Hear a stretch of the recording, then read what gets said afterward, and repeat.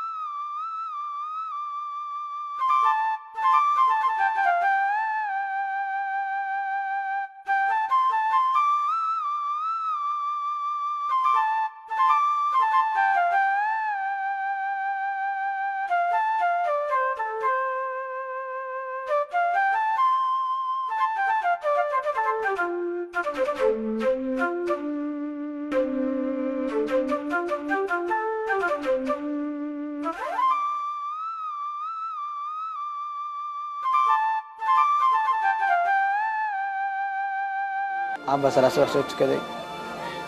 وي ماضي دكتور كماضي يكو صادق ماضي إن كان هالإيش قاضي داي هالإيجي سرت اللي جي بس هذا الواحد يقدم بيه يعني مارتي أبو المها سجى علنا عند قعنت اللي يجرو قعمة اللي يجرو أبو ما كحد أبو معنا واحد كتابة ملهنة واحد سوء هذا ملهنة نيدا قر وشك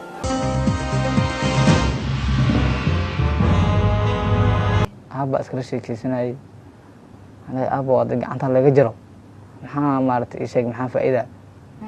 يعني قعنتي ذو مارت هذا اللي يجرو محا حقوق صناعة يعني قف وإذا كنا ماشي أصحابه جوتو دليل جوتو والد أفجاري كرا هذا محاس يعلنا محاس كمارت إسكاي لنا عمل محاس الدفاع بس إلى أمس أبو حولاني وقعنت هذا إلهي واحد كوكر وأركي قف كل دجالة ملهانة